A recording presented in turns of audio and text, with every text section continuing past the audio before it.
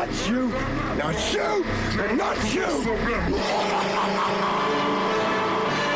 The build-up of over 1,000 episodes, the conclusion to over 2 decades, a billion fans awaiting the greatest transformation ever. Gear 4.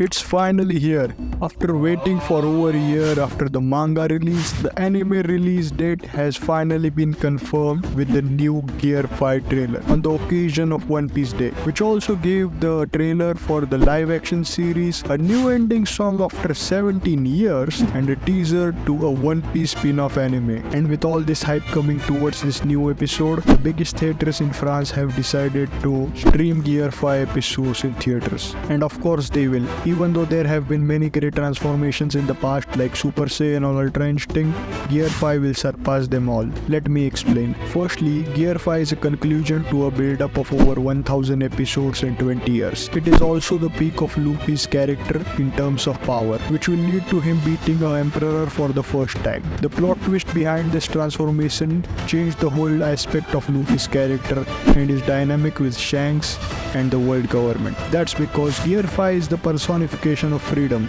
which also fits perfectly with Luffy's character.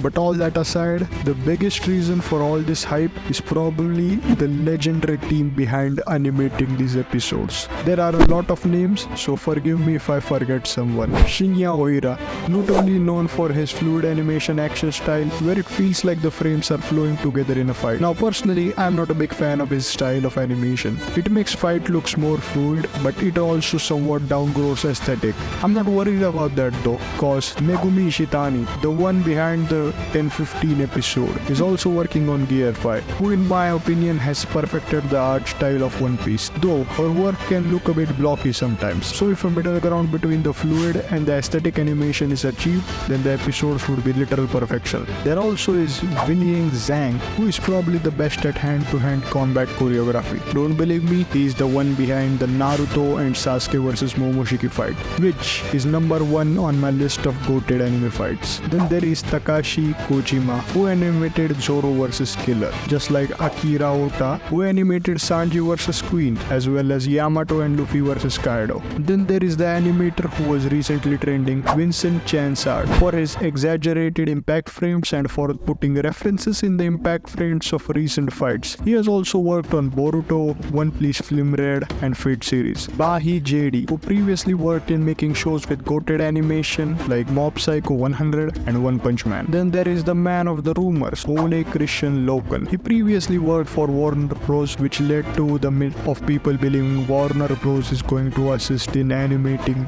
Gear 5. Then there is Ryo Onushi, who excels at lighting and impact frames. He also played a part in animation of the Broly movie, and with him is also the head director of these episodes, Tatsuya Nagamine, who also played a role in making the Broly movie. Now, with such a solid animation team and many other factors leading into episode 1070 and 1071, Gear 5 is pretty much destined to surpass every other transformation ever. In fact, even before releasing, in terms of popularity, Gear 5 is already closing in on the peaks of Ultra Instinct. It still may not be as iconic as Super Saiyan, but considering all other criteria, Gear 5 will surpass it as well. Which means it will also surpass Sage Mode, Baryon Mode, Bankai, the Founding Titan, Adult Gon, or really any other transformation, becoming the greatest of them all.